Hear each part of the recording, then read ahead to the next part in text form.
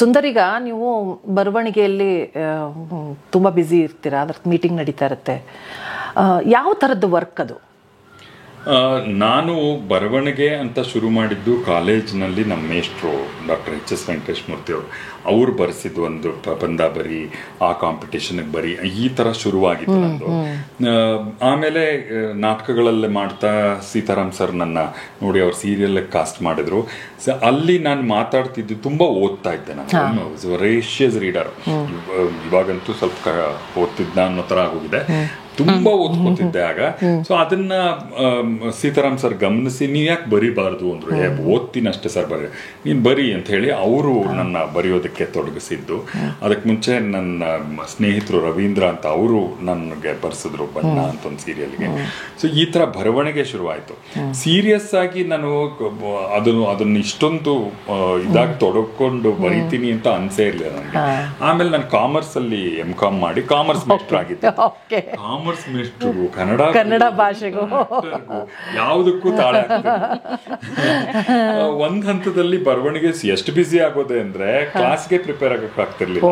So 1 ವರ್ಷ ಸಬ್ಯಾಟಿಕಲ್ ತಗೋತೀನಿ, 1 ವರ್ಷ ಬಂದು ಜಾಯಿನ್ ಆಗ್ತೀನಿ ಅಂತ ಬಿಟ್ಟೆ ಕಾಲೇಜು.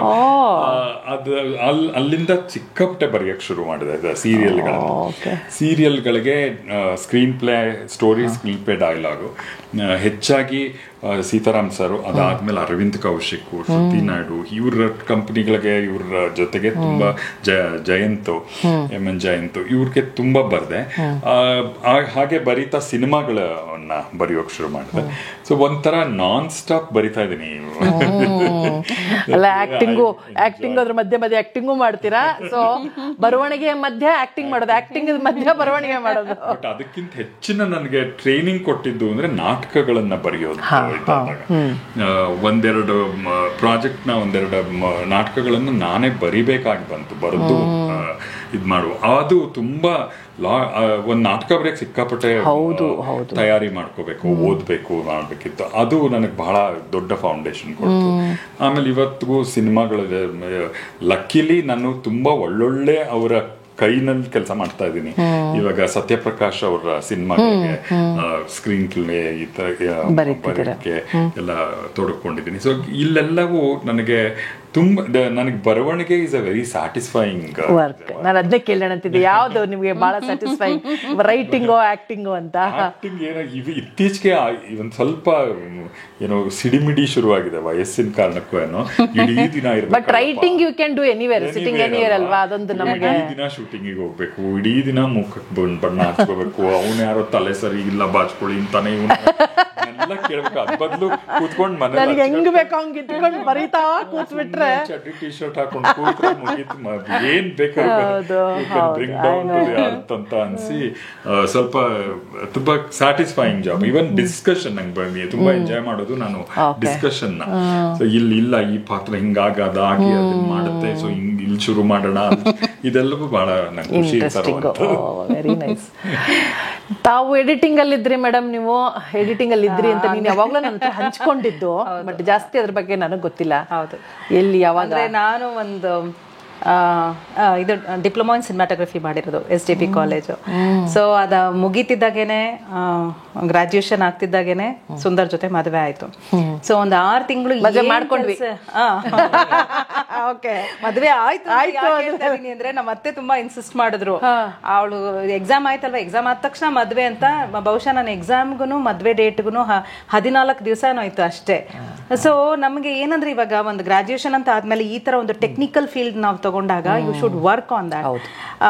ಇಲ್ಲಾಂದ್ರೆ ನಿಮ್ಗೆ ಟೆಕ್ನಿಕಲ್ ಸೈಡ್ ಹೋಗ್ಲಿಲ್ಲ ಅಂದ್ರೆ ಥಿಯರಿ ನಾಲೆಜ್ ಇಟ್ಕೊಂಡು ಏನು ಮಾಡಕ್ ಆಗಲ್ಲ. ಬಟ್ ನಾನು ಥಿಯರಿಗೆ ನಿಲ್ಲಿಸ್ಬಿಟ್ಟೆ, ನಾನು ಪ್ರಾಕ್ಟಿಕಲ್ ಆಗಿ ಎಲ್ಲೂ ವರ್ಕ್ ಮಾಡ್ಲೇ ಇಲ್ಲ ನಾನು. ಆಮೇಲೆ ಒಂದು 6 ತಿಂಗಳು ಟೋಟಲ್ ಆಗಿ ಹೊಸ ಜೀವನಕ್ಕೆ ಹೊಂದ್ಕೊಳ್ಳೋದಕ್ಕೆ ನಾನು ಬ್ರೇಕ್ ತಗೋಬಿಟ್ಟೆ. ಮತ್ತೆ ನಾನು ಆಮೇಲೆ 6 ತಿಂಗಳು ಇವರು ನಾನು ಇಂಥ ವೀಣನೆಲ್ಲ ನಾನು ನೋಡೋ ಇಷ್ಟಪಟ್ಟಿದ್ದು. So you should get back to your work ಅಂತೆಲ್ಲ ಇದು ಮಾಡಿದ್ರು. So then I stepped out ನನಗೆ ಕೆಲಸ ಮಾಡೋದಕ್ಕೆ ಅಂತ. ಆಗ ಓಂ ಶ್ರೀ ಸ್ಟುಡಿಯೋಸ್ ಅಂತ ಈಗಲೂ ಇದೆ.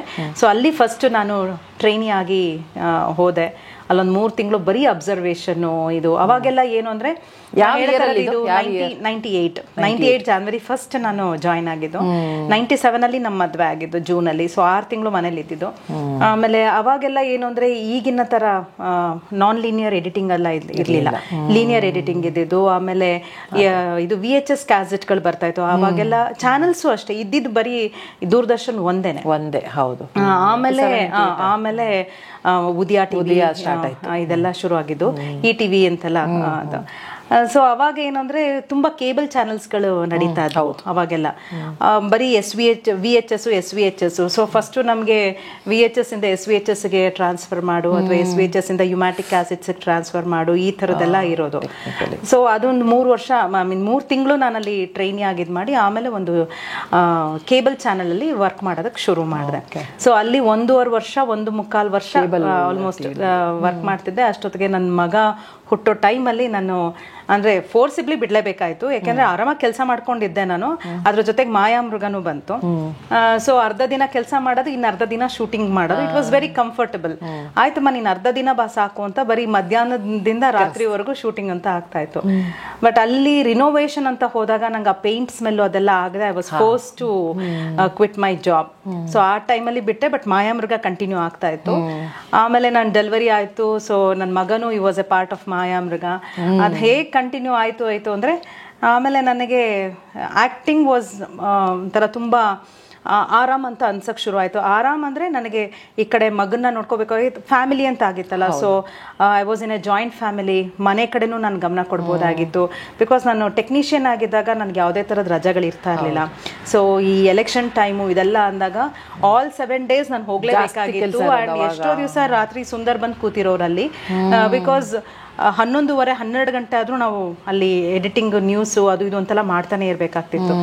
ಅದು ಎಲ್ಲೋ ಒಂದ್ ಕಡೆ ನಮ್ಮ ಅತ್ತೆಗೆ ಒಂದ್ ಸ್ವಲ್ಪ ಅಸಮಾಧಾನ ಆಯ್ತು. ಅಂದ್ರೆ ಏನ್ ಈಗ ಮದ್ವೆ ಆಗಿರೋರು ಹಿಂಗೆ ಇಷ್ಟೆಲ್ಲ ಕೆಲಸ ಮಾಡೋದು, ಮತ್ತೆ ಫ್ಯಾಮಿಲಿಗೆ ಟೈಮ್ ಕೊಡಕ್ ಆಗ್ತಾ ಇಲ್ಲ, ಅವ್ರಿಗೆ ಒಂದಿನ ಹಬ್ಬ ಹರಿದಿನ ಏನೂ ಇಲ್ವಲ್ಲ ಅನ್ನೋ ತರ. ಸೊ ಆಮೇಲೆ ನನಗೆ ಇದು ಒಂದು ಸ್ವಲ್ಪ ನನಗೆ ಕನ್ವೀನಿಯಂಟ್ ಅಂತ ಅನ್ನಿಸ್ತು. ಐ ಕ್ಯಾನ್ ಬ್ಯಾಲೆನ್ಸ್ ಬೋತ್ ನನ್ನ ಮನೆ ಮಗನ ಇದು ಬೆಳವಣಿಗೆ ಆ್ಯಂಡ್ ನನ್ನ ಕೆಲಸನೂ ಮಾಡ್ತಾ ಇದ್ದೀನಿ ಅನ್ನೋದೊಂದು ಇದು ಬಂತು. ಸೊ ಮತ್ತೆ ಐ ಕೇಮ್ ಬ್ಯಾಕ್ ಟು ಮಾಯಾಮೃಗದಿಂದ ಅದೊಂದು ಸೆಕೆಂಡ್ ಇನ್ನಿಂಗ್ಸ್ ಥರ ಆ್ಯಕ್ಟಿಂಗ್ ಶುರು ಆಗಿದೆ ಅಷ್ಟೇ. ಈಗ ಹೊಸದಾಗಿ ಬರೋ ಆ್ಯಕ್ಟ್ರಸ್ಗೆ ವಾಟ್ ಈಸ್ ಇಟ್ ದಟ್ ಯಾವ kind of what kind of preparation they should undergo? ಈ ಎರಡು ವಿಷಯ ನೀವು ರೆಡಿ ಮಾಡ್ಕೊಂಡು ಬನ್ನಿ. ಅಥವಾ ಎಷ್ಟೋ ಕಡೆ ಆಡಿಷನ್ಸ್, ಸಾವಿರಾರು ಗಟ್ಟಲೆ ಆಡಿಷನ್ಸ್ ನಡೀತಾ ಇರ್ತವೆ. ಬಟ್ ಅವ್ರಿಗೆ ಬರೋದು ಅಲ್ಲಿ ಡೈಲಾಗ್ ಕೊಡ್ತಾರಾ? ನಾನು ಕೇಳ್ತಿದ್ರೆ ಯಾರೋ ನೆನ್ನೆ, ಡೈಲಾಗ್ ಕೊಡ್ತಾರಾ, ದೊಡ್ಡದು ಕೊಡ್ತಾರಾ, ಚಿಕ್ಕದು ಕೊಡ್ತಾರಾ, ಅವರೇ ಕೊಡ್ತಾರಾ, ನಾವೇ ಹೇಳಬೇಕಾ ಅಂತ. ಸೊ ಎನಿಥಿಂಗ್ ಇಟ್ ಇಸ್ ಅವ್ರು ಕೊಡ್ತಾರೋ ನಾವು ಕೊಡ್ತಾರೋ, ನೀವು ಮೆಂಟಲಿ ರೆಡಿಯಾಗಿ ಬರಬೇಕು ಅಂತಲೇ ಹೇಳಿದೆ. ಸೊ ನೀವೇನು ಹೇಳ್ತೀರಾ? ಯಾರಾದರೂ ಈಗ ಹೊಸದಾಗಿ ಬರಬೇಕು ಎಂಟ್ರ್ ಆಗ, ನನಗನ್ಸೋದು ಫಸ್ಟು ಲುಕ್ಸ್ ಡಸಂಟ್ ಮ್ಯಾಟರ್. ಎಲ್ಲರೂ ನಾನು ಸುಂದರವಾಗಿದ್ದೀನಿ, ನಾನು ಅಷ್ಟು ರೀಲ್ಸ್ ಮಾಡ್ತೀನಿ, ಇಷ್ಟು ಮಾಡ್ತೀನಿ, ನಂಗೆ ಇಷ್ಟು ಲೈಕ್ಸ್ ಬರುತ್ತೆ, ಇಷ್ಟು ಫಾಲೋವರ್ಸ್ ಇದ್ದಾರೆ, ಅದನ್ನು ಮೊದಲು ತಲೆಯಿಂದ ತೆಗೆದು ಹಾಕಬೇಕು. ಅದೇ ಬೇರೆ ಇದೇ ಬೇರೆ. ಎಸ್, ನಾನಂತೂ ಯಾವ ಸೋಷಿಯಲ್ ಮೀಡಿಯಾದಲ್ಲೂ ಇಲ್ಲ. ಹೌದು. ಓಕೆ, ಮೊದಲು ಲುಕ್ಸ್ ಅನ್ನೋದು ಅವರು ತಲೆಯಿಂದ ತೆಗೆದಾಕಬೇಕು. ಬ್ಯೂಟಿ ಅಲ್ಲಲ್ಲ ಇರೋದು, ನೀವು ಪರ್ಫಾರ್ಮ್ ಮಾಡಿದಾಗ ಯಾವ ಬ್ಯೂಟಿನೂ ಕಣ್ಮುಂದೆ ಬರೋದಿಲ್ಲ. ಈಗ ಸಾಧು ಕೋಕಿಲಾ ಸರ್ ಅಷ್ಟು ದೊಡ್ಡ ಸ್ಟಾರ್ ಆಗಬೇಕು ಅಂದರೆ ಡೆಫಿನೆಟ್ಲಿ ನಾಟ್. ಹೌದು, ಅದು ಟ್ಯಾಲೆಂಟ್, ಅವರಲ್ಲಿರೋ ಒಂದು ಕಲೆ ಅಷ್ಟೇ. ಒಂದು ಕಮಿಟ್ಮೆಂಟ್ ನನಗನ್ಸೋದು, ಏನೇ ಮಾಡಿ ನೀವು ಅದಕ್ಕೆ ಬದ್ಧರಾಗಿರಿ. ಇನ್ನೊಂದು ಹೋಮ್ವರ್ಕ್ ಮಾಡ್ಕೋಬೇಕಾಗಿರೋದು. ಈಗ ನೀವು ಏನು ಮಾಡಬೇಕು ಅಂತ ಇದ್ದೀರಾ, ಅಥವಾ ಎಲ್ಲಿಗೆ ಹೋದರೆ ಅಲ್ಲೊಂದು ಆಡಿಷನ್ ಕೊಡೋದಾಗಲಿ ಏನಾಗಲಿ, ಅದಕ್ಕೆ ನೀವು ಮೆಂಟಲಿ ಸಹ ನೀವು ಪ್ರಿಪೇರ್ ಆಗಿರಬೇಕು. ನನಗನ್ಸೋದು ಬೇಸಿಕ್ ಕ್ವೆಶ್ಚನ್, ಯಾರಾದ್ರೂ ನಾನು ನಟ ಆಗ್ಬೇಕು ಅಥವಾ ನಟಿ ಆಗ್ಬೇಕು ಅಂತ ಅನ್ಕೊಂಡಾಗ ಫಸ್ಟ್ ಅವ್ರು ಕೇಳ್ಕೋಬೇಕಾದ್ದು ನಾನು ಯಾಕೆ ಆಗ್ಬೇಕು. ಬಿಕಾಸ್ ನಟರು ಅಂದ ಕೂಡಲೇ ಫೇಮ್ಗೆ, ಪಾಪ್ಯುಲಾರಿಟಿ ಅಂಡ್ ಮನಿ ಅಂತ ಅನ್ಕೊಳ್ತಾರೆ. ಅದು ಎಲ್ಲರಿಗೂ ಸಿಗದೆ ಹೋಗ್ಬೋದು, ಅಥವಾ ತುಂಬಾ ಅದು ಇಟ್ ಇಸ್ ನಾಟ್ ದುಡ್ಡಿದೆ ಅನ್ನೋದು ಕೂಡ ಅದೊಂದು ಮರೀಚಿಕೆನೆ. ಅದು ಎಲ್ರಿಗೂ ಸಿಗುವಂತದ್ದಲ್ಲ and it is not permanent. ಹೌದು. ಇಫ್ ಯು ಆರ್ ಇವತ್ತು ಹೀರೋ ಆದವನು ನಾಳೆ ಅಣ್ಣ ಅಪ್ಪ ಹಿಂಗೆ ಹೋಗ್ತಾ ಇರ್ತಾರೆ. ಸೊ ಅದು ಅಲ್ವೇ ಅಲ್ಲ. ಸೊ ನನಗೆ ನಟಿಸಬೇಕು, ನಟನೆಯೇ ನನ್ನ ವೇ ಆಫ್ ಎಕ್ಸ್ಪ್ರೆಷನ್. ನನಗೆ ಅದರಿಂದಲೇ ತುಂಬಾ ಸಂತೋಷ ಸಿಗೋದು. ನಾನು ಅಲ್ಲಿ ಅವನು ಐ ಬಿಲಾಂಗ್ ದೇರ್ ಅಂತ ತೀವ್ರವಾಗಿ ಅನ್ನಿಸ್ದೇ ಇದ್ರೆ ಮಾಡಬಾರ್ದು. ನಾನು ಜಸ್ಟ್ ಬಿಕಾಸ್ ನಾನು ಚೆನ್ನಾಗಿದ್ದೀನಿ, ನಾನು ಉದ್ದ ಇದ್ದೀನಿ, ನನ್ನ ವಾಯ್ಸ್ ಚೆನ್ನಾಗಿದೆ, ನನ್ನ ಸ್ಟೈಲ್ಸ್ ಚೆನ್ನಾಗಿದೆ ಅಂದ್ರೆ ತುಂಬಾ ಎಲ್ಲರೂ ಹೇಳ್ತಾರೆ ನಾನು ಚೆನ್ನಾಗಿರೋದಲ್ವೇ ಅಲ್ಲ. ಸುಮಾರು ಜನಕ್ಕೆ ಇದೊಂದು ಭ್ರಮೆ ಇದೆ. ನಾನು ಚೆನ್ನಾಗಿದ್ದೀನಿ ಅದರಿಂದ ನಾವ್ ಯಾರು ಚೆನ್ನಾಗಿದ್ರೋ ಕಾರಣಕ್ಕೆ ಆಕ್ಟರ್ಸ್ ಆಗಿಲ್ಲ. ಆಮೇಲೆ ಎಷ್ಟೋ ಕಡೆ ಚಿತ್ತೆ, ಅಯ್ಯೋ ಇವನೇನು ಓದೋದೇ ಇಲ್ಲ, ಹಾಕೊಂಬಿಡಿ ನಿಮ್ಮ ಇದಕ್ಕೆ ಶೂಟಿಂಗ್. ಹೌದು, ಎಕ್ಸ್ಪೀರಿಯನ್ಸ್ ಆಗಿದೆ. ಎಷ್ಟು ಜನ ಏನು ಓದೋದಿಲ್ಲ, ನಟರಾಗೋದಕ್ಕೆ ವಿಪರೀತ ಬುದ್ಧಿ ಬೇಕು, ಬಹಳ ಬೇಕು, ತುಂಬಾ ಬುದ್ಧಿ, ಪ್ರೆಸೆನ್ಸ್ ಆಫ್ ಮೈಂಡ್ ಬೇಕು, ಲ್ಯಾಂಗ್ವೇಜ್ ಬೇಕು. ಇನ್ನೊಬ್ಬರನ್ನ ನೀವು ಆಗಿರೋದು ಅಂದ್ರೆ ಇನ್ನೊಬ್ಬರು ಆಗ್ಬೇಕು ನಾವು. ಅದಕ್ಕಾಗಿ ಸೈಕಾಲಜಿ ಆಫ್ ಅದರ್ ಪರ್ಸನ್ ಅಂದ್ರೆ ತಂದೆ ಆದ್ರೆ ಸೈಕಾಲಜಿ ಹೆಂಗಿರುತ್ತೆ, ತಾಯಿ ಆದ್ರೆ ಸೈಕಾಲಜಿ ಹೆಂಗಿರುತ್ತೆ. ಆಮೇಲೆ ಅದ್ರ ಜೊತೆಗೆ ಒಂದ್ ಸತಿ ಒಂದ್ ಕಡೆ ಹಿಂಗ್ ಆಕ್ಟ್ ಮಾಡ್ತಿದೀನಿ ಅಂದ್ರೆ ನಿಮ್ ಗಮನ 10 ಕಡೆ ಇರತ್ತೆ. ಸಿಗ್ತಾ ಇದೆಯಾ, ಪಕ್ಕದ ಆರ್ಟಿಸ್ಟ್ ಡೈಲಾಗ್ ಏನಿದೆ, ಡೈರೆಕ್ಟರ್ ಏನ್ ಮೂವ್ಮೆಂಟ್ ಕೊಡ್ತಿದ್ದಾರೆ, ನನ್ ವಾಯ್ಸ್ ಸರಿಗ್ ಇಷ್ಟೆಲ್ಲದ್ರ ಮಧ್ಯೆ ನೀವು ಡೈಲಾಗ್ ಹೇಳ್ತಾ ಆಕ್ಟ್ ಮಾಡ್ತಾ ಇರ್ತಾರೆ. ಆಮೇಲೆ ಅದ್ರ ಜೊತೆಗೆ ನಮ್ಮದೇ ಆದಂತ ಒಂದು ನಮ್ಮ ವ್ಯಕ್ತಿತ್ವ ಒಂದು ಇರುತ್ತೆ ಅದ್ರ ಹಿಂದೆ. ನಾವ್ ಏನಲ್ಲಿ ಜಗಳ ಆಡ್ಕೊಂಡ್ ಬಂದಿರ್ತೀವಿ, ಮನೇಲಿ ಏನೋ ಜ್ವರ, ಮನೇಲಿ ಯಾರಿಗೂ ಹುಷಾರಿಲ್ಲ, ಏನಾದ್ರೂ ಇರುತ್ತೆ, ಇಟ್ಟು ಮಾಡ್ತಿರ್ತೀವಿ ಅದನ್ನ. ಸೊ ಅಷ್ಟನ್ನ ಮ್ಯಾನೇಜ್ ಮಾಡೋಕೆ ಬುದ್ಧಿ ಬೇಕಲ್ವಾ? ಸೊ ಬಹಳ ಬೇಕು ನಿಜವಾಗ್ಲೂ. ಅದು ಓದಕ್ ಬರಲ್ಲ, ಬುದ್ಧಿ ಇಲ್ಲ, ಅದಕ್ಕೆ ಇದನ್ನ ಮಾಡ್ಬಿಡು ಅಂತಂದ್ರೆ ತುಂಬಾ ಜನರು ಭಾಷೆ ನಿಜವಾಗ್ಲೂ ಹೇಳ್ತೀವಿ. ನಾವ್ ಯಾತಕ್ಕೆ ಅಂದ್ರೆ ನಾವು ಕ್ಯಾಮ್ರಾ ಮುಂದೆ ಕಾಣಿಸ್ಕೊತಾ ಇದೀವಿ ಅಂದ್ರೆ, ಒಂದು ಪಾತ್ರವನ್ನ ನಾವು ನಿರ್ವಹಿಸ್ತಾ ಇದೀವಿ ಅಂದ್ರೆ ನಾವು ಎಷ್ಟೋ ಜನಕ್ಕೆ ಕನೆಕ್ಟ್ ಆಗಿರ್ತೀವಿ, ಎಷ್ಟೋ ತರದಲ್ಲಿ ನಾವು ಮಾರ್ಗದರ್ಶನ ಕೊಡ್ತಾ ಇರ್ತೀವಿ. ನಾವು ಕೆಟ್ಟ ನೆಗೆಟಿವ್ ಪಾತ್ರಗಳು ಮಾಡಿದ್ರು ಈ ತರ ಆಗಬಾರ್ದು ಅಂತ ನಾವು ಎಜುಕೇಟ್ ಮಾಡ್ತಾ ಇರ್ತೀವಿ ಜನಕ್ಕೆ.